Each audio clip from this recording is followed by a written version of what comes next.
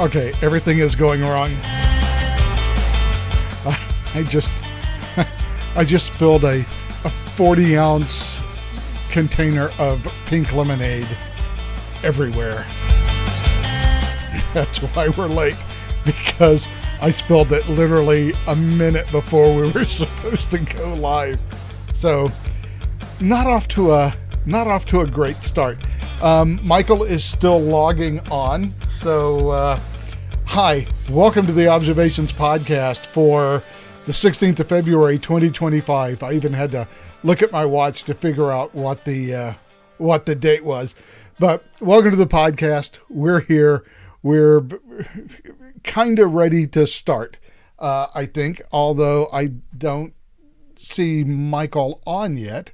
So we'll have to wait a second for him. While we're waiting for him to load in, and once again, entirely my fault. I spilled this thing. It was actually this. I basically spilled this whole thing. And so that's not great. Why am I seeing... Okay, I tell you what. Let's... this is very confusing. So let's turn Zoom off until Michael makes it back in. So I didn't let Michael on. I got all discombobulated. So apologies. So one of the things that I wanted to talk about tonight, there's a couple things, something that Michael brought up with me just a few minutes ago, and also something that I've been thinking about all week, which is all of the lawfare that's been going on vis-a-vis Donald Trump. And Margot Cleveland, who is a law professor, former law professor. She was also a clerk for, who was she a clerk for? For Scalia or somebody like that? Maybe Alito. In any event, she's, been a lawyer. She's also general counsel for NCLJ, I think.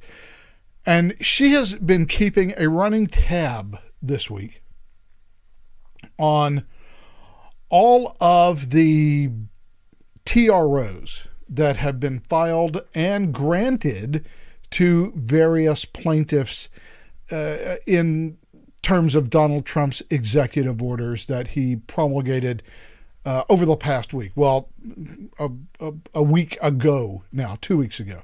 So it's been interesting. She started this off on the 11th, and she's been adding to it as different TROs come up. Some of them are, at least to me, some of them seem really, really questionable. The first couple are some suits that were bought by basically the state's attorney general for about 20 of the blue states. So California, New York, New Mexico, Colorado, suing Donald Trump for various things. So one of the executive orders that Donald Trump promulgated was an order to OMB to freeze federal spending. And so these attorneys general went into Rhode Island and got a freeze on that. Then there was the state of New York versus Trump, the Southern District of New York. Again, 19 blue states challenging the Trump administration from having access and giving away access to Doge to Treasury Department databases. Then there was the U.S. aid, leave, and funding decisions, and this was brought by the American Federation of Government Employees. So this one seems like something the courts have to look at. The plaintiffs are actual federal employees. They can probably show harm if they were fired, so therefore they probably get a free pass on standing. The first couple of ones, which are from the state's attorney general, I don't know what standing they have. Then there's this one, Dellinger versus Bessent. It's against Scott Bessent, the Trump administration official, who basically wanted to hire or fire Mr. Bessent who was the special counsel to the Office of Special Counsel. Basically, for the Office of Special Counsel in the DOJ, he was the inspector general type for that particular section of the government. So he is basically the IG for the DOJ's Office of Special Counsel. Oh, Michael, I didn't see the admit message. Michael has been waiting for who knows how long, waiting to come on, and I didn't see the he was waiting and needed to be admitted, but I think we're getting him in now. There he is. Now we can go ahead and add him. So let me add Zoom here, and there we go. Hello, Michael. How are you?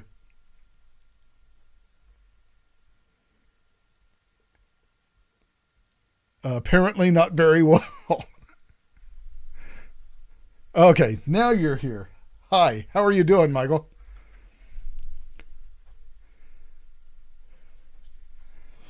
By the way, I had the same problem. I think I texted you a few minutes ago. Yeah, there's something with OBS where it is just refusing to see USB connections for audio unless you go into settings and manually specify them. Didn't used to do that, and now it's done it. It did it to me earlier this week before I was about to do a 2-hour customer webinar. So very, very frustrating. But anyway,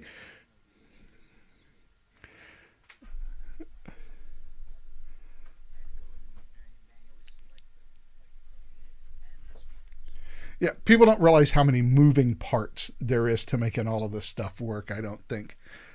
It's not plug and play a lot of times, folks. So let's just leave it at that. By the way, hi chat. Good to see you here today, and see all the live viewers. Welcome. Please feel free to comment in the chat. I have to apologize to you. The reason why I didn't let you in, and the reason why everything is so discombobulated today, is I literally 2 minutes before we were supposed to go live, I dropped a 40-ounce bottle of pink lemonade. So, and I just literally just reached out for it and just knocked it right over. And so, not the time you want to have a horrible accident. Anyway, back. No, you don't. Well, in professional studios, you have a staff who handles all the little things. This is basically it's a duplicated one-man show on either end. So anyway, we were talking about Margot Cleveland has been holding a running list of all of the TROs. And I was kind of going through them basically to extemporize until you got here. I am of the opinion that one of two things must be true. And I wrote it earlier on Twitter this week. Either the president's authority to manage the executive branch is far more restricted than we previously believed, or we have a serious problem with the judicial branch violating separate powers at the district trial level. I can't think of a third alternative.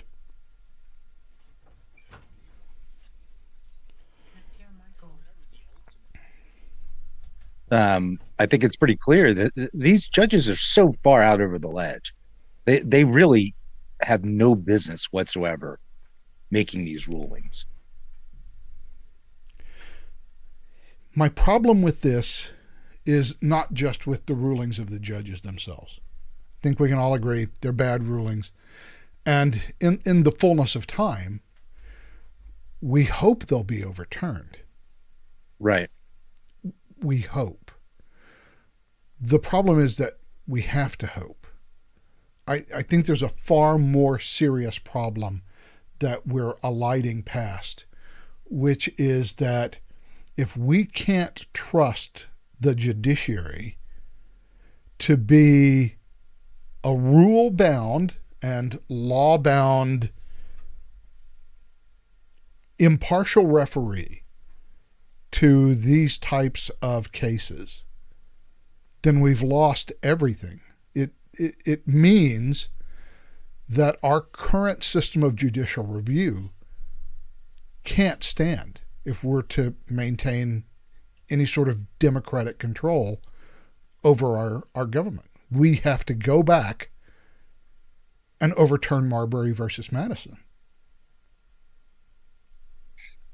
I mean, aside from that, I mean, what we don't have is adherence to what we know. And if that can change on a whim, then we have no rule of law. It's Calvin ball all the way down. And if that's the case, why do we have to listen to the courts when they tell us anything? And that's the bigger problem, right? Then how are we going to settle these disputes in some non-violent way? We're going to be left without recourse. Yeah, and the trouble is, these are just, these are all really political issues. So the court shouldn't be getting involved in those at all. But if we know that at least on political issues, that we can have no expectation of the court serving as an unbiased, impartial, legal referee, not a referee on the merits of the arguments, not a referee on whether something is good or bad, but literally just a referee on the legal reasoning in the arguments and whether they are colorable or not. If we can't rely on them for that in this sphere, why would we rely on it in any civil sphere? And even worse, why would we rely on it in the criminal sphere? That starts to get, that begins to take us down a very dark road. Yes. And I don't know what the solution is, because if you look at the Constitution, how it says judges will serve for a term of good behavior. Right. That's a pretty airy, during good behavior. That's a pretty airy. What does good behavior mean? They're not diddling kids. Following the Constitution. I mean, that would be at least part and parcel of it.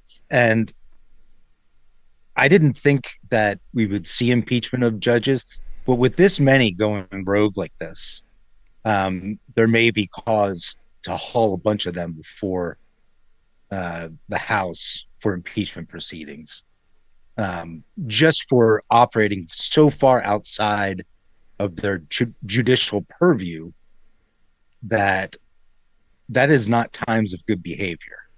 They won't get convicted.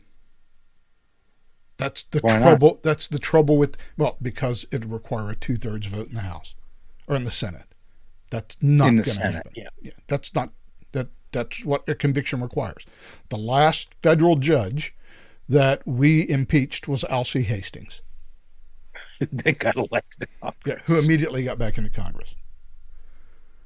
And by impeachment is the only tool in the toolbox for reining in a rogue federal judge, and it's a tool that requires 2/3 of the Senate to agree that this guy's a bad guy and has got to get off the bench.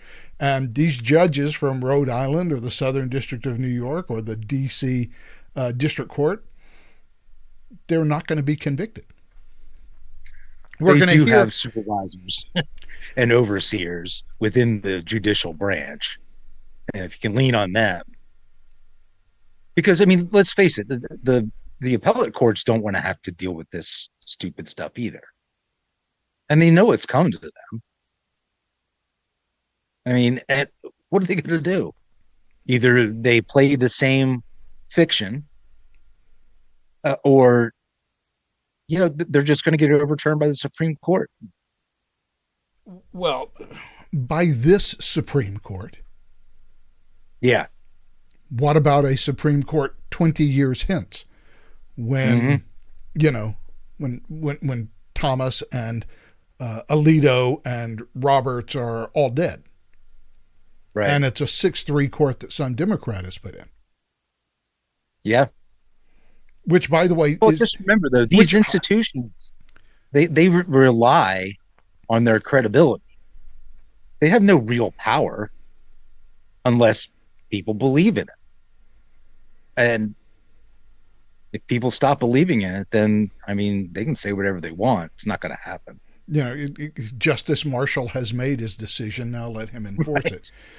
Right. But I mean, Andrew Jackson in that particular case was a deviation from the norm that we returned back to.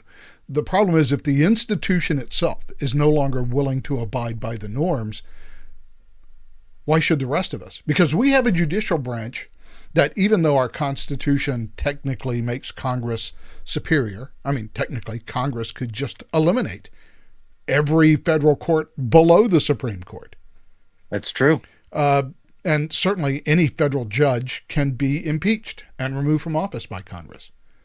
But the process for doing that is so unwieldy and so unlikely to result in a conviction, because we've never been able to obtain an impeachment for a conviction, even for a president. Now, I think I could argue that Dick Nixon would have been convicted, and I think he knew that too, which is why he resigned. But other than that, impeachment has been shown to be a relatively ineffective tool. Yeah, I mean, even the first one, Andrew Johnson, didn't go over the way they were hoping. Yep, one vote. That 2/3 requirement is a big bar. And if you couldn't get the Reconstruction radical Republicans in the Senate to get 2/3 together, because it took Lucius Lamar, or Lucius Quintus Cincinnatus Lamar, who, when it was his turn to vote, and he was a radical Republican, he was a reliable vote, they thought, for convicting Andrew Johnson. And he says, today I must be true or false, an honest man or a liar. And he voted against conviction. Johnson was the closest we ever got, and they couldn't even, if you can't get rid of Andrew Johnson in those political circumstances, you're not going to get rid of a single one of these federal judges. Yeah, that's a fair point. Could start eliminating and reorganizing district courts in some places, some circuits. But that's going to require legislation, and it's going to have to pass both the House and the Senate. And by the way, when someone has lifetime tenure, which constitutionally all federal judges do effectively, good behavior, what other disciplinary measure could you implement in legislation to punish a judge who goes off the reservation like this? We have had a system for 200 and some years that has been based on trust. And we don't have that system anymore. Well, I mean, Congress created the lower courts, so presumably they could put restrictions on the lower courts. Yeah, if you can get it through both houses of Congress, sure. Well, you asked what we could do legislatively. That's yeah, what I'm trying to say. Well, but again, legislatively, what punishment would work against a federal judge? You can't take any of their salary away, so you can't fine them, essentially. You can't get them out of office except via impeachment. So what would you be able to do that amounts to anything more than a simple hand slap and say, you've been a bad boy and you should be real sorry and not do that again? I mean, I think administratively you could just stop them from getting any cases that have any political ramifications whatsoever. I mean, but that's going to have to come from within the judicial branch itself. Yeah, but then now you have a judge that can't hear political cases. Fine, tell me what a political case is. Define that narrowly enough. But yeah, they're too corrupt and untrustworthy to hear a political case, but they can hear a case with a health insurer as a defendant.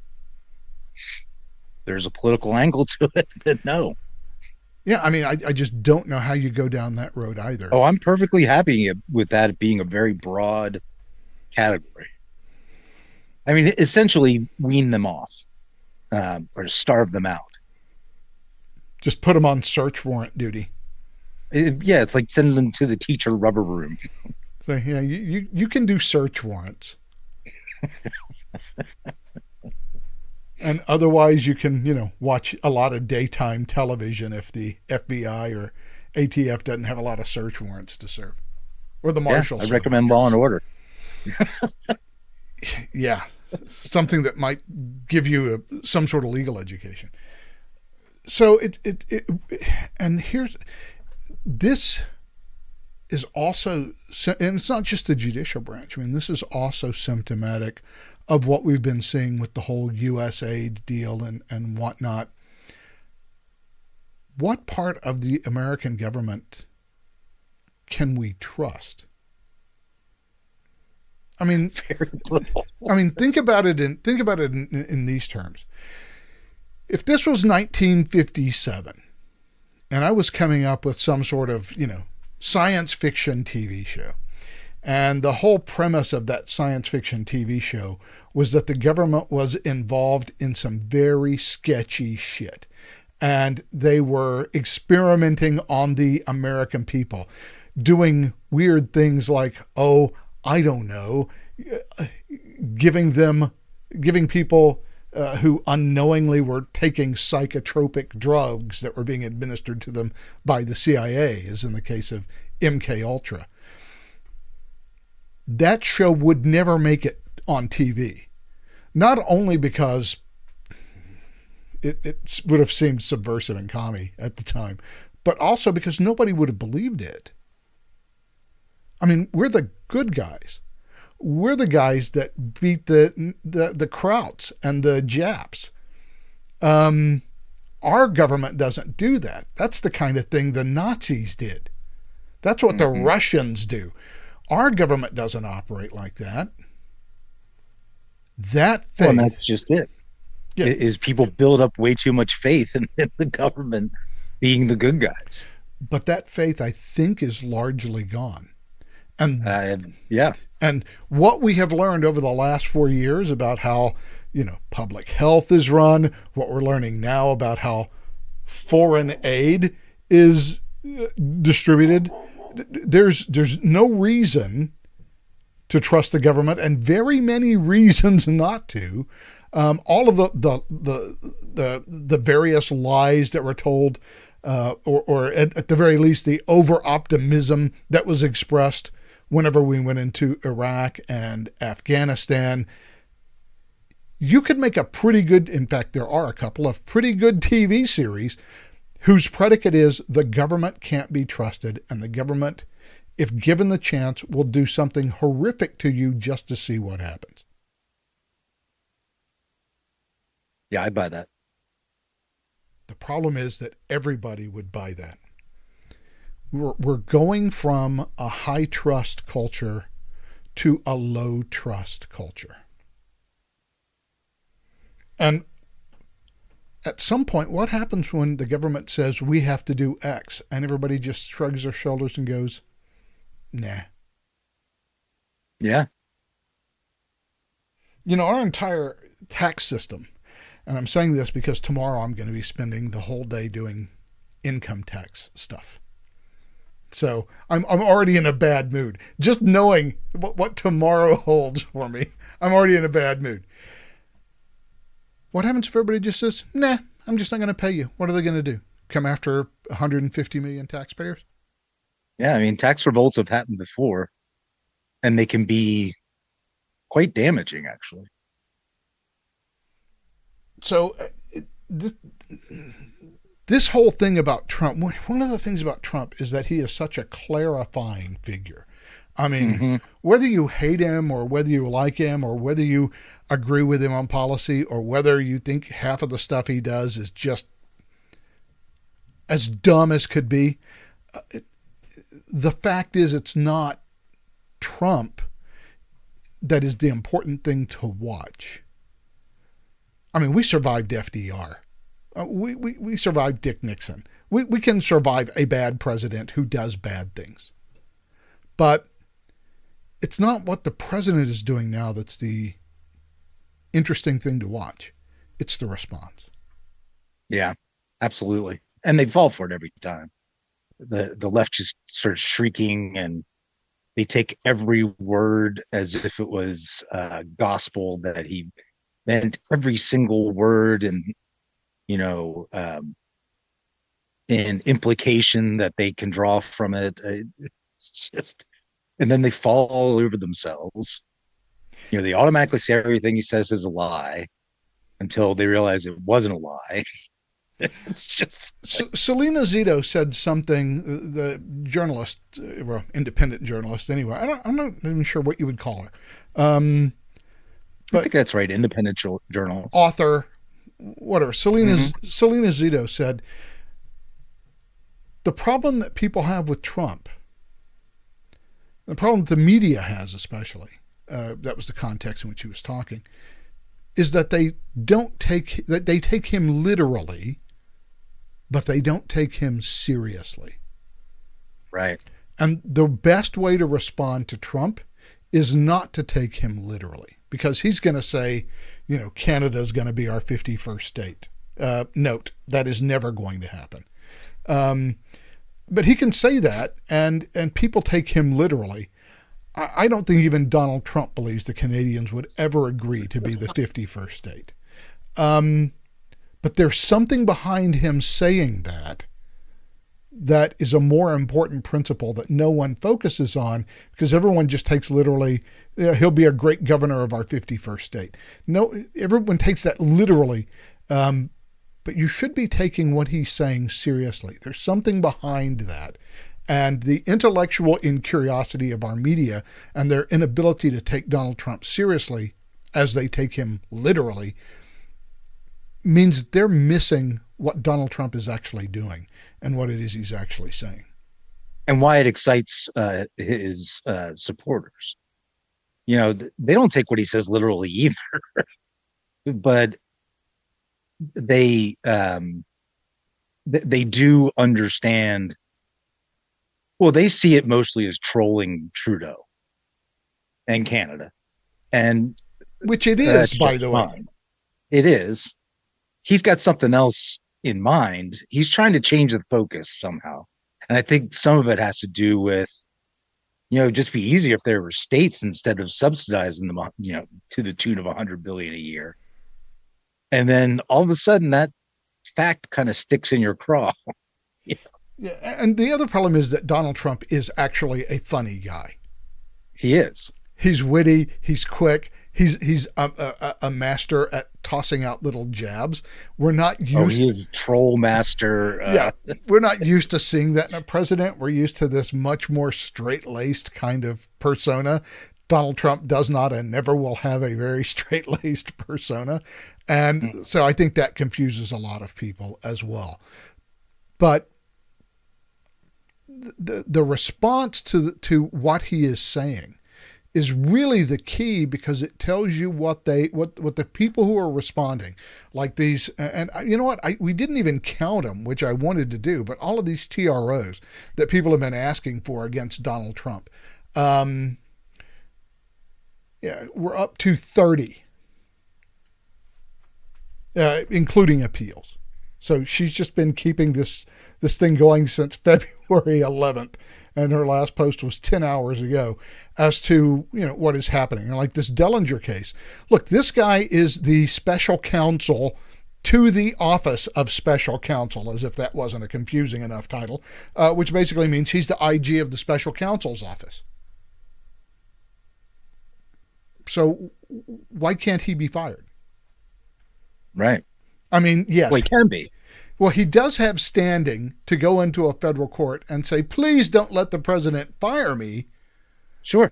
But outside of having the standing, how does he get a TRO that says, you know what, the president can't fire you?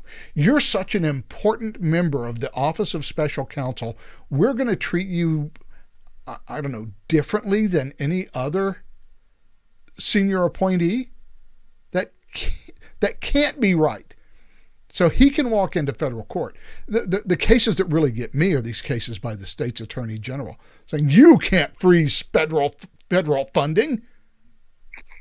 You're the attorney general for California. It's none of your damn business what the federal government does with its own money. Right. And so the number of people who are going in, just like these attorney generals, without standing and getting nationwide TROs. And that's the other thing.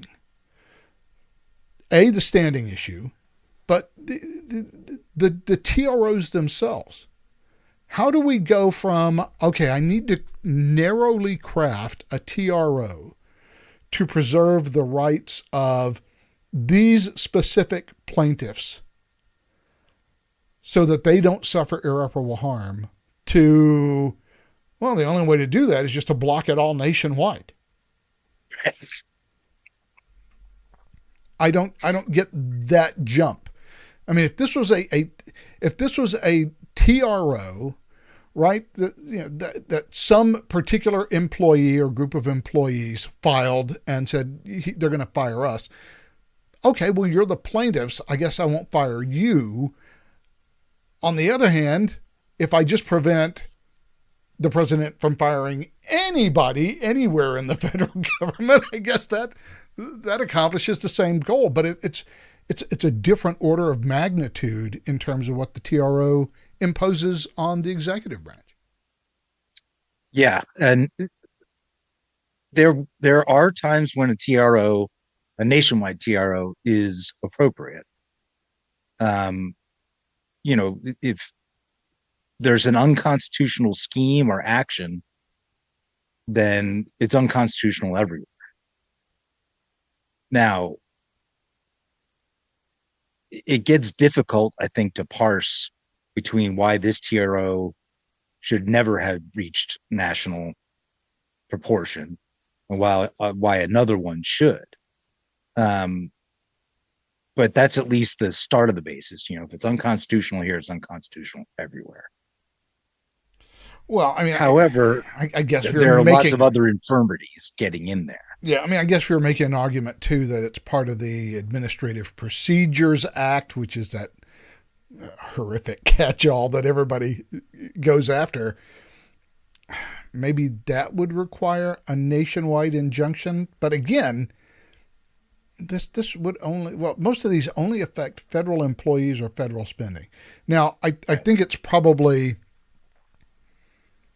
pretty much undeniably illegal that the president can't freeze federal spending that's been appropriated by Congress. ICA, right? I mean, the Impoundment Act exists. And even prior to the Impoundment Act... It may not be constitutional, but it does exist. Well, here's the thing. It does exist. So we walk in with the presumption that it's constitutional. Right. The trouble is that at several levels in the federal structure, in the federal appellate structure, even though the Supreme Court has never spoken on it directly, there have been similar types of cases. And the general ruling out of the federal judiciary has been Congress controls the purse. If Congress says you have to spend $1 on this, you can't say, no, I'm keeping this dollar, I'm returning it to the Treasury. Congress said you had to spend it, you have to spend it. And that was why the Impoundment Act was passed into law, because Richard Nixon wasn't doing that, despite the fact that the general course of case law in the federal system appears to be that the president cannot constitutionally impound funds. Yeah, and that's really not true. I mean, we know it's not true because it's happened before and nobody cried ICA. And the vast majority of spending that I know of that's appropriated through Congress is a spend up to, not a spend all of, spend up to. So yeah, that was Senator Mike Lee's argument this past week. Right. So I didn't know that. We want to encourage our agencies to save money. And if they can do the same job for less than was appropriated, well, that's fantastic. Congress gets a pat on the back. The executive gets a pat on the back, and the agency gets a pat on the back. Yeah, that's not You that's not how any of this works. know, You don't spend every penny that you've been given by the end of the year. They're going to cut your budget. right?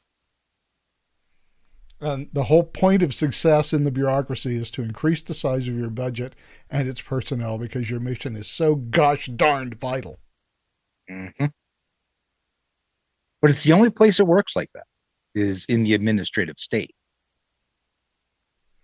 Yeah, well, people respond to incentives. That's the number Mm-hmm. one basic law of economics.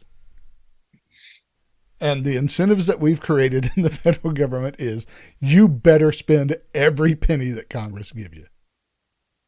Oh yeah, it's why all of a sudden you'll see all these road projects going up around the end of the fiscal year because like we haven't spent everything. All right, find something to fix. Put 10 guys on it. Or just find something to tear up and refix. Mm-hmm. What's the fallacy that Frederick Bastiat did away with? The broken windows fallacy. Right. Mm-hmm. Hey, we can just generate economic growth by going around and vandalizing all the shops and breaking all their windows. People will have to buy new windows and it'll put, glass glazers back in business and the workmen who install the windows. I mean, it'll just rapidly increase economic growth. Yeah, you can increase economic growth via the By replacement decreasing. via the replacement of capital you have destroyed. It doesn't work like that. It's called running in place. Yeah, I could tear down my house and keep a whole bunch of builders occupied, rebuilding it. Well, I mean, yeah, technically, but again, that's the way the government works, and it's very frustrating. But I'm super concerned about all of these court rulings, and I mean, I suppose, and one of the things that Donald Trump has said, because just like Adolf Hitler, Donald Trump says he's going to abide by the law and obey these court decisions, even though he disagrees with them, but they are going to appeal them. But the parallels between Nazi Germany in 1936 and Donald Trump are amazing. So he says we're going to appeal them. Now, I suppose here's another concern, although it's a more minor concern. How long is the Supreme Court going to allow subordinate courts to just barrage them with these TROs that they're just going to have to say, yeah, these people have no standing. There is no TRO because they don't have a case. Right. And that's what, so as far as legal strategy, you want to appeal to the Supreme Court and get them to decide an issue that would cut across as many of these TROs as possible. Which, right? by the way, standing. By the way, I hate to interrupt you. Kind of important in the federal system. In general, not universally, in general, TROs aren't appealable.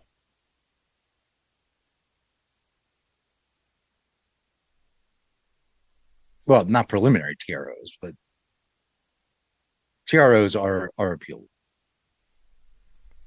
Well, apparently okay. So then let's. You mean because it's with it? I guess it would be an interlocutory appeal, but they are appealable. Yes, it's the interlocutory appeal. Right. Although there was one of these cases was on an appeal, and all of these things are now. There's so many of them. I have to go through and find them. Maybe I should go down here. I think it was it down here? Oh, crap. There was one where it actually went to a federal court or to the appeals court, and two of the judges said, yeah, this is not appealable. But one did say something interesting. Maybe I should go to Margot Cleveland's home because she's talking about this.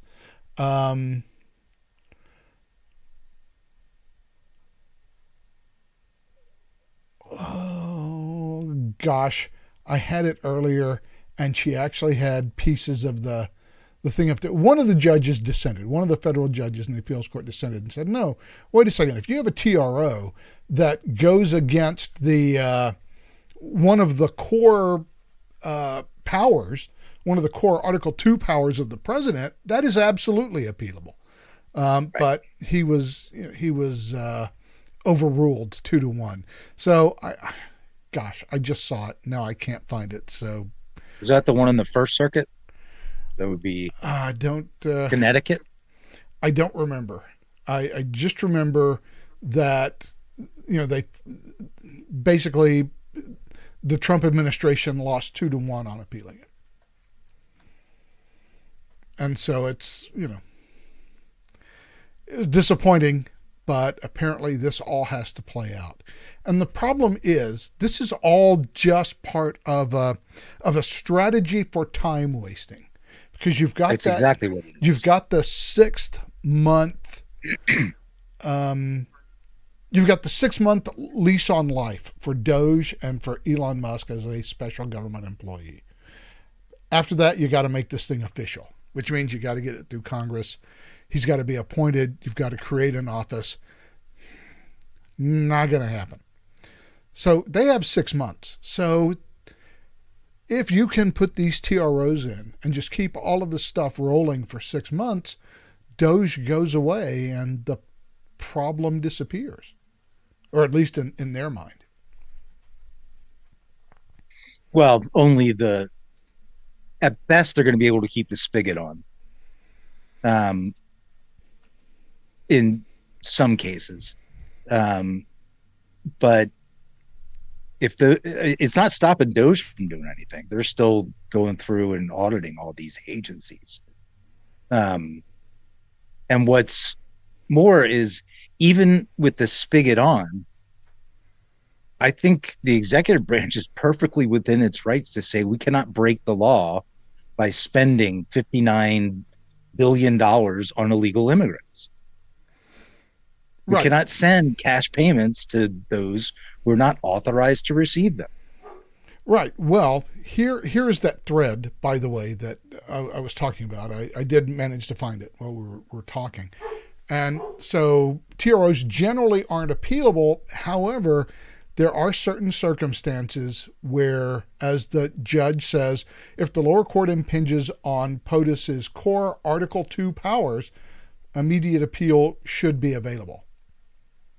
Right. And we could actually open up this order and read through the dissent, but I don't think most people are interested in going through that amount of legalese live on the podcast. But it's online. If you're interested and you want to read it, you can go read it.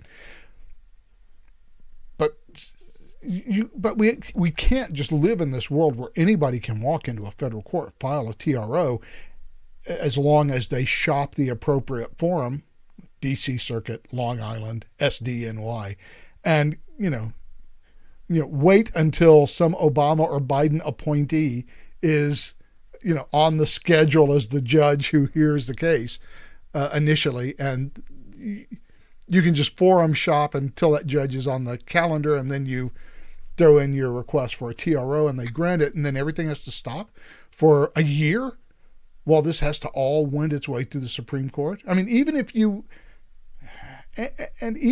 know that you're going to be overturned on appeal, why not grant the TRO anyway? It gives you a year. Mm-hmm. Anything might happen in a year. Trump might die. Then it all becomes moot. Well, I don't think it all becomes moot. I'm sure the Vance would continue to follow in his footsteps. Yeah, well, it'd be interesting to see the difference in a Vance administration than a Trump administration. Hopefully we'll find out in 4 years. Yeah, well, we'll see. But anyway, this whole legal thing has really been fascinating to watch this week, because the amount of monkey wrenches that you can throw into the gears of this machine so that the president can't. And by the way, at some point, the Supreme Court is going to have to address this. I mean, ultimately, this is going to have to be a case where the Supreme Court just lays out explicitly what the federal court system should be expected to do in an Article 2 case, and what the limits of their powers are in terms of the entire doctrine of separation of powers. We can't be a country that's literally run by unelected federal judges with lifetime appointments, to which there is no real recourse in the short term to overturning their decisions. Yeah, essentially, we can't be run by shamans. Yeah, which is what this is a return to. Shamans are some sort of judicial oligarchy. Yeah. But it's fascinating to watch. But, when you want to see some of these things shut down, which, by the way, reminds me, if you haven't seen it this last week, Joe Rogan had Mike Benz on again. And Mike Benz showed up with just a ton of documentary evidence on how bad an actor USAID has been over the past, he's very thorough. 25 years. And like you said, he brings the receipts. He's very thorough, and he brings in their own documentation to show you what it is that they're doing. And and that's just USAID. I mean, we haven't even started looking at what's going on inside the CIA. And as Mike Benz says, USAID is the agency you give stuff to when it's too dirty for the CIA. For the CIA, that's right. So it'll be interesting to watch how this goes. Well, I can't wait till they go to the Export-Import Bank. That's the biggest scam on taxpayers that there could possibly be. Okay, yeah, you borrow money, company from Libya, to then buy stuff from our people. We'll guarantee your loan, and we'll even give you a loan break towards the end. So our tax money goes to buy them stuff. Yeah, it's we are laundering a huge amount of taxpayer dollars to stuff in foreign. There was a thing this week that somebody brought up, became sort of a major news story for a day or so. So apparently, some elderly lady in Thailand had her oxygen cut off by the hospital in Thailand because USAID funding got stopped to some NGO that was paying for her oxygen. I mean, what? No money? Turn it off. Yeah, I mean that seems like a pretty brutal hospital right from the get-go. But I mean, that was the tool that was used. But see, you cut off USAID, you're killing people that were trying. All these people need help. Funny, all of these people that need help all live on other continents. Mm-hmm. And we're supposed to be sympathetic to the fact that they're apparently owed some sort of assistance from the United States. Yeah, not my monkeys, not my circus. Yeah, and by the way, Thomas Massey, the representative, has been passing around this week this meme on social media that basically says, if you're a non-governmental organization that has to close because you stop receiving governmental funding, you're not a non-governmental organization. So the funny thing about this thing in Thailand, where this woman was apparently murdered by doctors by removing her oxygen, the actual people who were paying for it were not USAID. It was an NGO in England, who, by the way, pays their current CEO, former British cabinet minister, Ed Miliband, Labour Party. They're paying him £1.3 million a year as their CEO. So Ed Miliband couldn't give up, I don't know, 20, 30 grand to help give this lady oxygen? Huh? Guess not. It's all the U.S.'s fault. I bet it costs less than that in Thailand. Yeah, for this agency that has something like $192 million budget. Okay, sure. It's USAID's fault. Which has a budget of what is it, 43 to 45 million dollars. Billion. Billion dollars. Yeah. So anyway, that also happened. They're dragging out all the tools, even dying old ladies in Thailand. Meanwhile, J.D. Vance went to Europe. Real stem winder. To give a speech. And the European response to that speech seemed to be rather less positive than the American response to it, because he basically said, stop freeloading on us. Oh, and by the way, stop censoring your own citizens, because if you do that, you're not a democracy. The German defense minister said, this is not acceptable. To which I responded with a chart of American concern about German opinion, 1905 to 2025. But this, what we're learning, first of all, the Europeans simply don't want dissent. Mm-hmm. Their government, and not the national governments, but the EU, has basically decided that they know what the limits of proper discourse are. Now, look, I understand that the Germans have a particular history which makes them reticent to engage with heterodox thought, let's say. Yeah. For obvious reasons. But this is not a German problem. This is an EU problem. And the individual nations in the EU, even nations like Great Britain that are no longer in the EU, have that same sort of censorship problem. Which is why both the EU and Great Britain are constantly threatening to drag Elon Musk, into some sort of European kangaroo court, because he's just not censoring enough on X. And so when an American vice president goes over and says, hey, that's not acceptable, that's not freedom of speech, and we are going to defend American companies with freedom of speech, and if you continue to try to impose on the freedom of speech of American companies and American citizens, we're not going to take that very lightly, especially from people who aren't even ponying up, for the most part, the bare minimum of 2% of GDP to fund their defense establishment. Yeah, that's exactly right. It's almost like the Eastern Roman Empire yelling at the Western Roman Empire as it falls apart. Hey, what are you guys doing? What are you guys doing? Yeah, well, I mean, it's a very similar situation. I mean, both of us are kind of falling apart in different ways, but the Europeans are lagging behind us technologically. They're lagging behind us, economically, financially. And a good reason of it is because the EU has decided, in Ronald Reagan's, famous words, if it moves, tax it.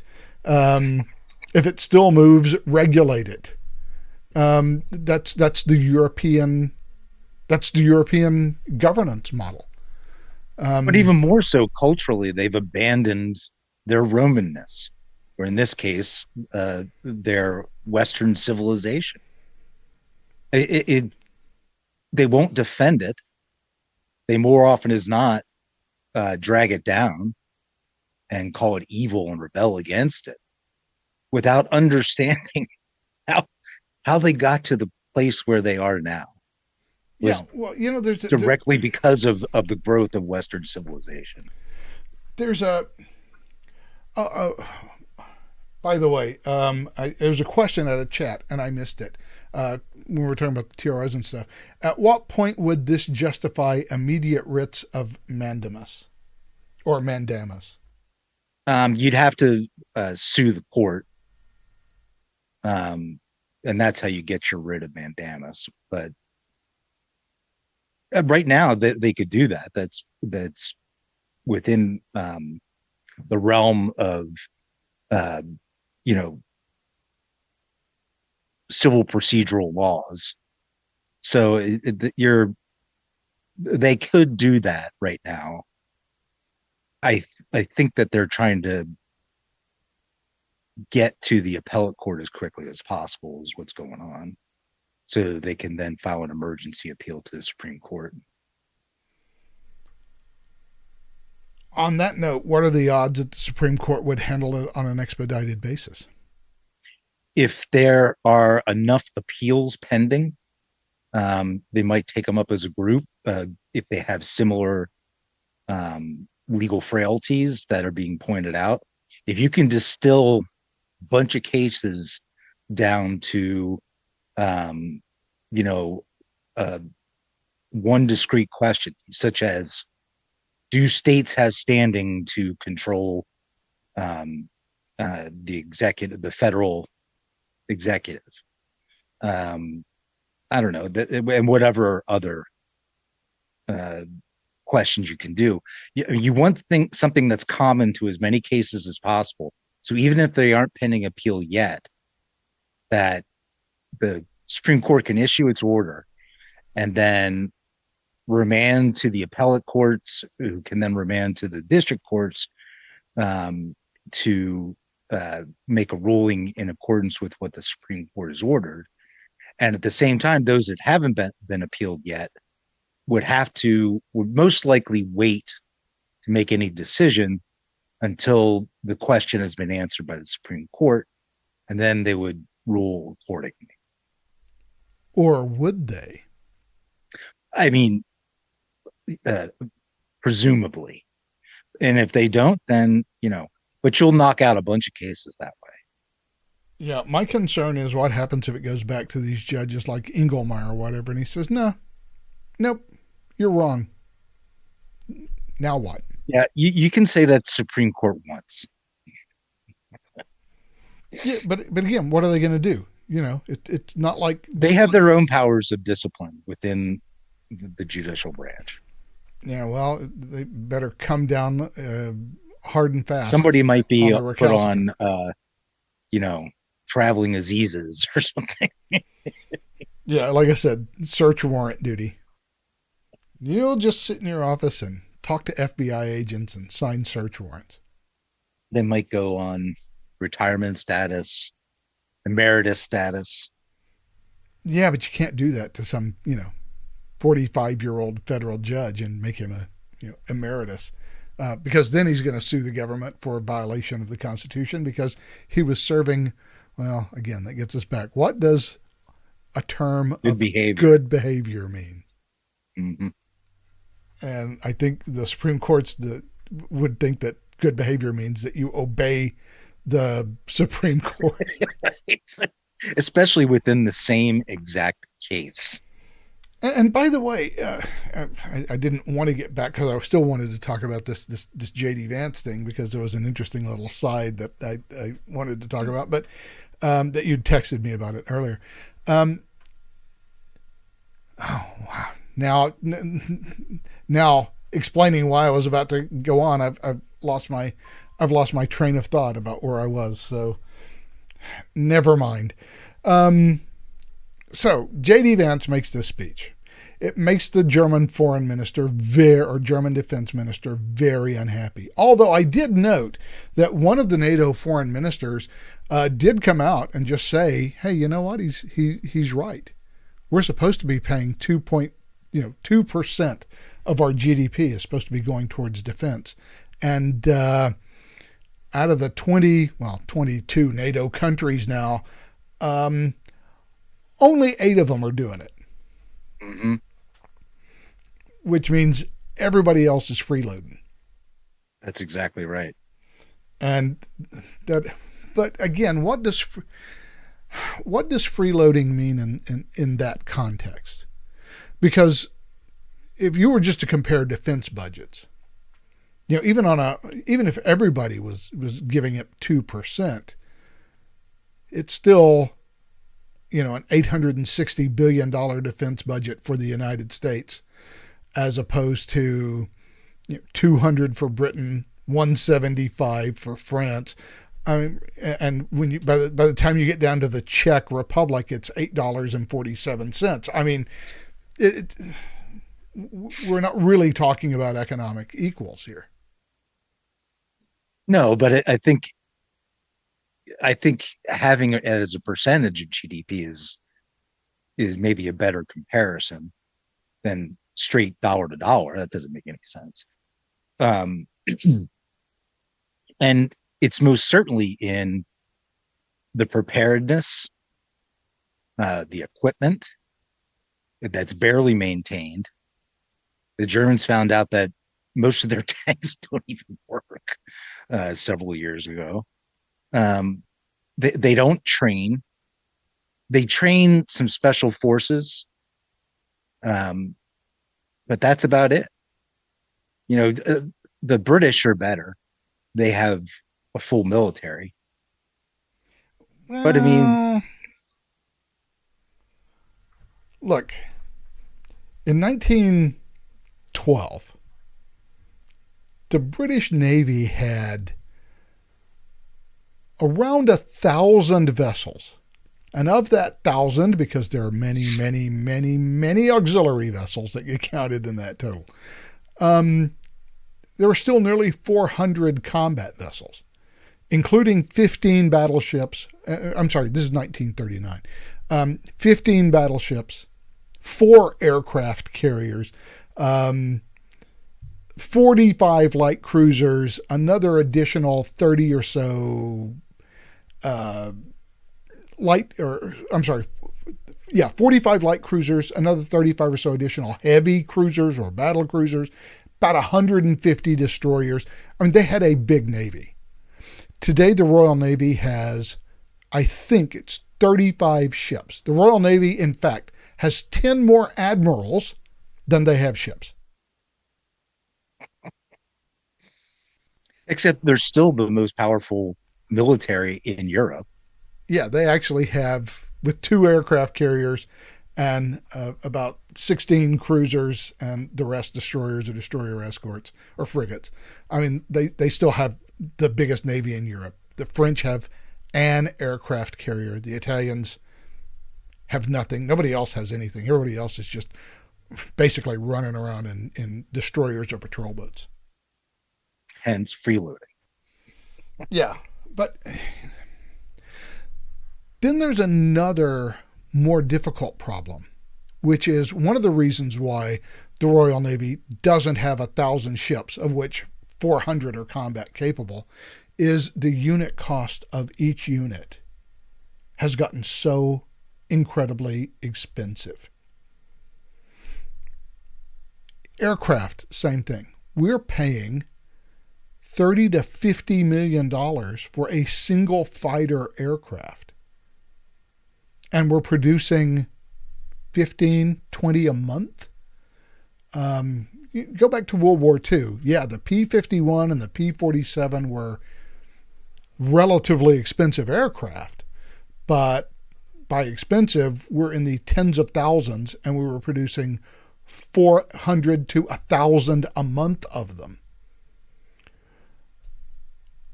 That level of expense per unit, I mean, it's not like you know, a Sherman tank, as good as it may have been in terms of its reliability and its ease of maintenance and ease of production in 1944, was a pretty simple vehicle compared to a single M1 Abrams with its hydraulically stabilized gun and its laser and infrared sighting system and its ability to fire accurately on the run while going 55 miles an hour with its turbine. It's an expensive tank. It's like $7 or $8 million per tank. That's a pretty expensive armored car to be driving around in. And so for these smaller nations, you know, if this was 1939, you can have Romania with a 400,000 man army running around with, you know, bolt action Mausers, and you can do that all day long. On the back of horseback. That army would last approximately 8 seconds on a modern battlefield. And so just the unit price of equipping an infantry or mechanized infantry or armored brigade or a moderately sized air force, it's just gotten so horrifically expensive that in terms of NATO, countries like Slovakia or the Czech Republic or Romania, how can they afford these weapon systems? And even if they spend 2% of their GDP, how big an army or defense establishment can they actually build considering the size of their population and their GDP? And that's a big problem. Because in 1939, the Romanians could put 400,000 infantrymen in the field in a single day. That's not possible now. Yeah. Well, you're right. I mean, the technology makes it a lot more expensive. And if you're going to be using Gen 4, Gen 5, and eventually Gen 6, you know, weapon systems, yeah, it's going to be really expensive. I mean, I don't know. Maybe they need to specialize in Europe. You know, Yeah. So the Czechs how does like a do the planes, and I don't know. yeah, I mean, even if the Europeans all got together, which would probably be and that's the other thing. You really, because of the size of most European nations, I mean, Germany is a fair to middle sized nation, as is France and England. When you start getting to Holland and Belgium and Portugal and Spain, you're talking about much poorer countries relative to, maybe not relative to their size, but relative to the other countries. Maybe the only way that the Europeans could do this is to have a unified defense establishment that does all of their procurement. Although how you would fund individual units for individual countries, I'm not entirely sure. There would have to be some serious planning. Yeah. Yeah, and I'm not sure how you build an army with people from 22 different countries, all of which have their own, like the Swedes have their own defense establishment. I mean, they have Saab, which, makes their aircraft and their armored vehicles. How do these all fit into that? I mean, you can complain a lot about the Europeans not sticking up to their end of the deal, but we're comparing the apple of a country with 330 million people that also happens to be the richest country in the world, whose defense budget is larger than the next 7 nations combined, with the next 7 nations combined. Well, then you look at places though, like Poland, who have done an admirable job. I mean, obviously they have a lot more risk since they're right on the border with Belarus. Poland is spending Russia. 3.8% of GDP on defense. Poland is not a slacker. Right. So, I mean, obviously it can be done with the right incentives. And, the most logical and efficient way to do it, I mean, is up for grabs, but clearly something has to be done. They need to get a fire lit under their ass.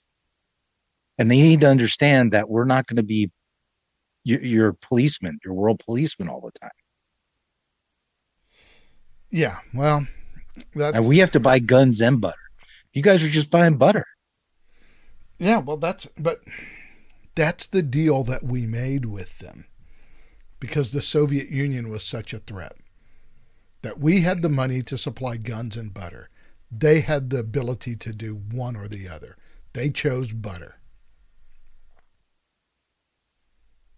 Yeah, that's worked out great. And then all of a sudden Russia invades Ukraine, and we're shocked to learn that our defense establishment is not a credible deterrent to the Russians.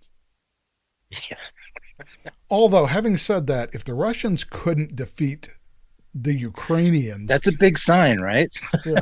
If the Russians couldn't defeat the Ukrainians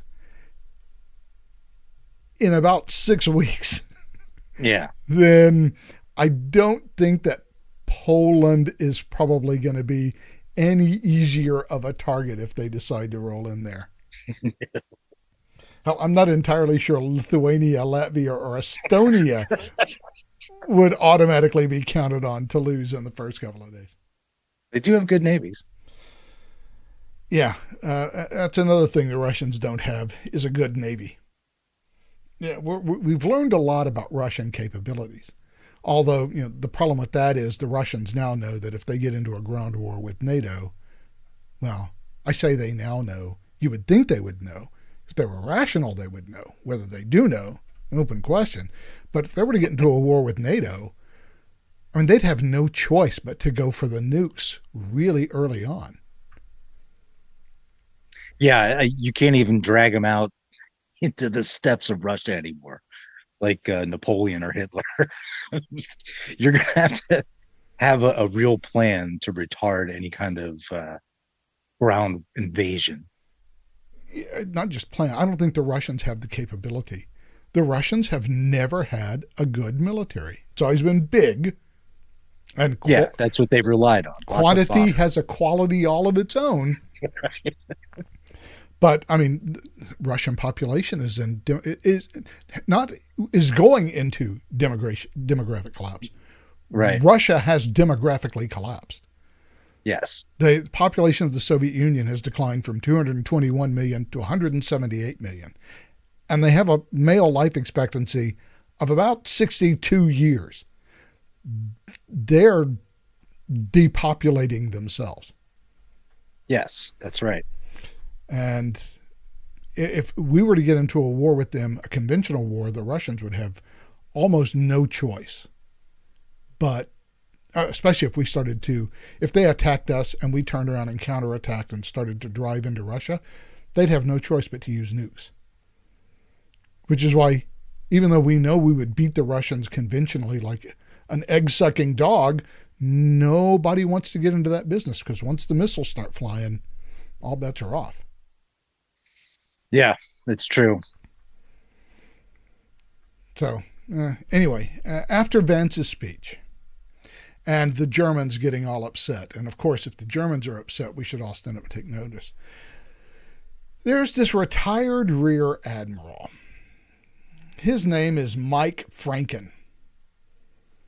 And so he goes out on X and says, apologies to Europe for the embarrassment that is VP Vance. So you had asked me a question about can an admiral say something bad against the vice president? Now, you might think initially that the answer would be no, because the vice president is not actually in the chain of command. Chain of command, right. Except Article 88 of the UCMJ says something quite different. Let's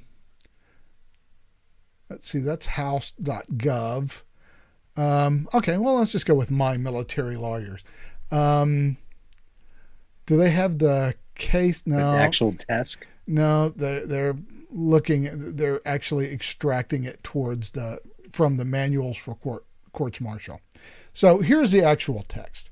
Any commissioned officer who uses contemptuous words against the president, the vice president, Congress, the Secretary of Defense, the Secretary of a military department, the Secretary of Homeland Security, or the governor or legislature of any state, territory, commonwealth, or possession in which he is on duty or present, shall be punished as a court-martial may direct. And then we get into the manual for courts-martial, the elements of the crime, and the explanation. Now, the interesting thing about this is that Article 88 explicitly prevents you from saying contemptuous things about the vice president. Now, this admiral is retired, but interestingly enough, as a retired admiral, you are not released from the restrictions on free speech that are imposed on you by the UCMJ. Is that right? I'm not sure that's fair, and I don't think it should work that way, but in point of fact, technically, while they would have to recall him to active duty to court-martial him as a vice admiral, he has given up his free speech right to speak contemptuously about officials under Article 88 of the UCMJ. And the best legal analysis I've seen from JAGS In fact, there's this from the U.S. Army War College. They have their own blog, arguing as of March of last year that we need to reinstate freedom of speech for military retirees. So yes, you can actually be prosecuted and court-martialed under the UCMJ. Everybody generally accepts this, even though, as the Army War College indicates here, they would prefer not to have to accept it, but he could be called back from active duty and court-martialed. It seems a little wasteful. As a matter of fact, it would be counterproductive because then you're just calling attention to it. I thought when it said admiral, because there's nothing mentioned about retired, that he was a current admiral. And that's a lot more problematic than some retired soldier saying something. Yeah, if he was a currently serving admiral, there would be no doubt. However, his actual Twitter account, I keep calling it Twitter, but it's actually X.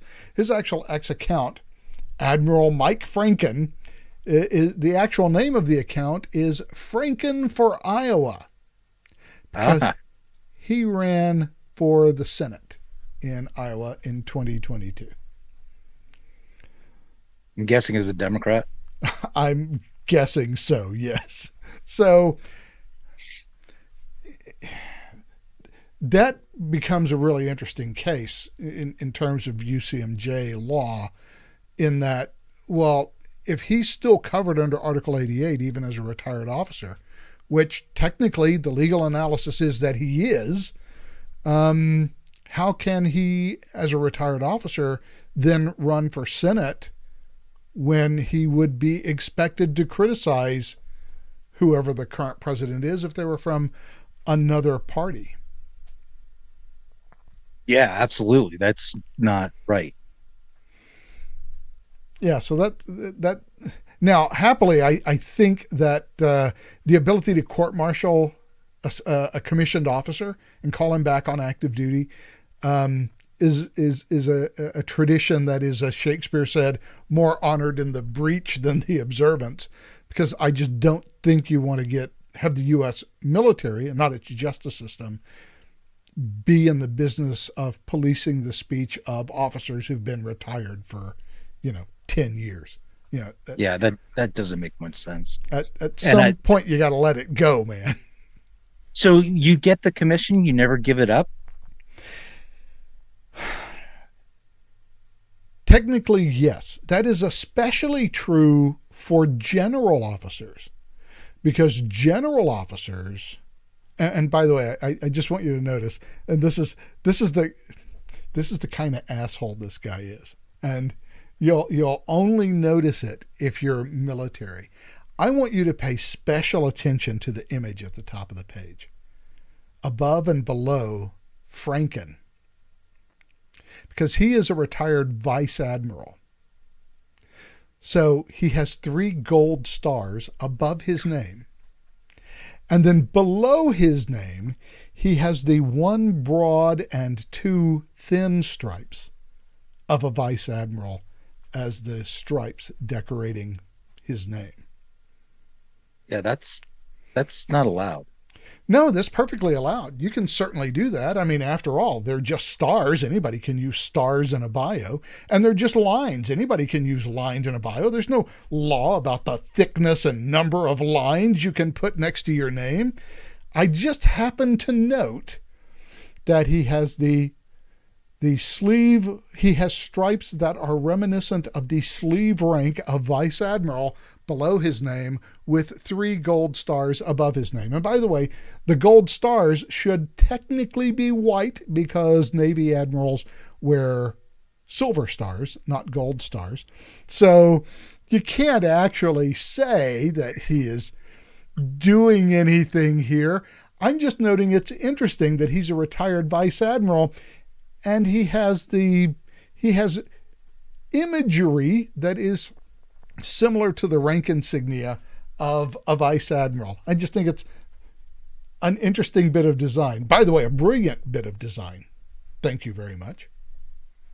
Because he's still calling himself Admiral Mike Franken.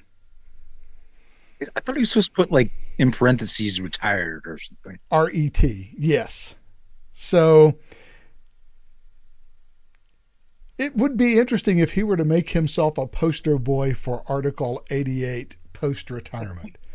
Because calling yourself Admiral Mike Franken would tend to make one think that you were still an admiral, although technically, legally, he is an admiral. As a general officer, you can be retired, you can be recalled to active duty at any time for any reason. In fact, during World War II, one of the four-star generals that we had, and we only had 7, was the former chief of staff of the Army who had retired in 1939. They bought him back in his 4-star general rank as the president of the War Production Board. And he had retired from the Army. Well, he'd retired in 1940, so they bought him back in 1942 as the head of the... So he'd been out for 2 years. They just bought him back in. He put his uniform back on, and he went back as a 4-star general. So nobody's ever heard of the guy, by the way. One of the 7 4-star generals, nobody's heard of him. And which, by the way, same thing they did to Doug MacArthur. Doug MacArthur was the chief of staff of the Army and retired in 1936. Went off to the Philippines, became Field Marshal of the Philippines, which is why his hat had all the oak leaves all the way around it and stuff, because that was part of his Philippine Field Marshal's uniform. That was not a U.S. Army uniform item. And then when the Japanese attacked Pearl Harbor, Roosevelt called him back to active duty to take over as the commanding general of the Far East and the Philippines. And he'd been retired for, 6 years at that point. So you can always be called back as an admiral or a general officer for any reason. In fact, if he wanted to, he could just go to work every day in his rear admiral's uniform. I mean, that would be a serious asshole move, but I mean, you could do it.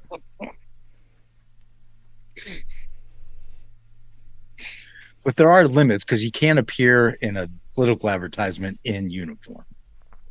No, you cannot. So, I remember I had to go to the JAG to get permission to put a political bumper sticker on my car for the 1992 presidential campaign.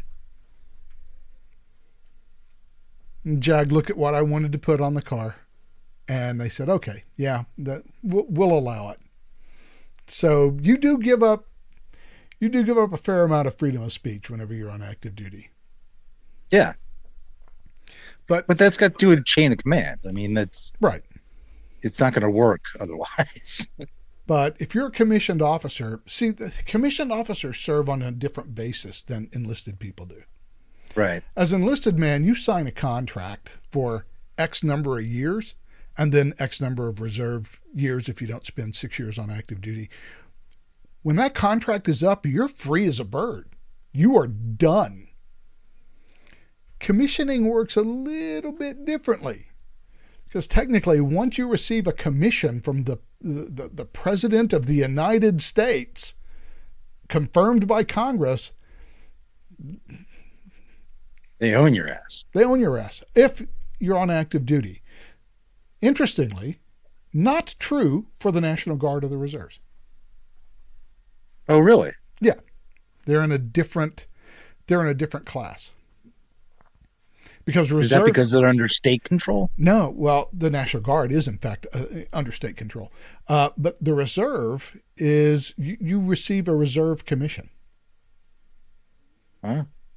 So it's a little odd the way it works for commissioned officers. But in any event, he comes out and there were some people this week, including you, who'd said, hey, this is an admiral. He can't be doing that. And he probably shouldn't be calling himself Admiral Mike Franken. If you wanted to make yourself a poster boy for getting recalled to active duty and court-martialed, He's doing everything he possibly can to make himself that poster boy. Yeah. Although, again, why would you do it? The resistance. Yeah, but you just give the guy you give the guy air. Oh, absolutely. Yeah. There's no sense breathing any life into it. No, that's the last thing that you need to do for that guy. Just let him, because he didn't even win his Senate campaign in Iowa. So let him stay up in, what does he say, rural Northwest Iowa. You know what? Have a fun life in rural Northwest Iowa. Put on your corn on me. Put on your khakis, put your 3 stars on your collar, go out and harvest your corn. I don't care. You're in Northwest Iowa. You have to live with that. Mm-hmm. Although increasingly, Northwest Iowa sounds like a not entirely unpleasant idea. In fact, sometimes a cozy little cabin tucked away in some unknown part of Idaho seems like a more and more interesting idea. Except for winter. Yeah, that's always the problem. Yeah, I've only been to Idaho once. I was in Pocatello at the university there, and it was June 6th to June 12th. And we got an inch of snow on June 8th. And that told me everything I need to know about what living in Idaho year-round might be like. And that was southern Idaho. So, the idea of Idaho in January or February seems like a bridge too far for me, if you want to know the truth. I don't think I would enjoy that at all. In any event, it has been an hour and a half, hard as it is to believe, so we should probably cut this thing off. And, I guess we'll come back next week and see what new fresh hell has been released. I guess we'll learn about Kash Patel this week, right? Should get an up or down vote. Well, he got a party line vote in committee, and they recommended him. So I expect it'll be the same. Yeah, 52, because McConnell won't vote for him. McConnell won't vote for him, right? Yeah, that's assuming that McConnell doesn't injure himself any worse between now and then. Freeze up during the vote. Yeah, in the wonderful gerontocracy that we've built in Washington, D.C. All right, well, Michael, have a great week. We'll talk to you next time. All right, you too, man. All right, talk to you then. And for everybody else who's still here, hi, thanks for listening. We're done. We'll see you next time. Until then, have a great week. So long.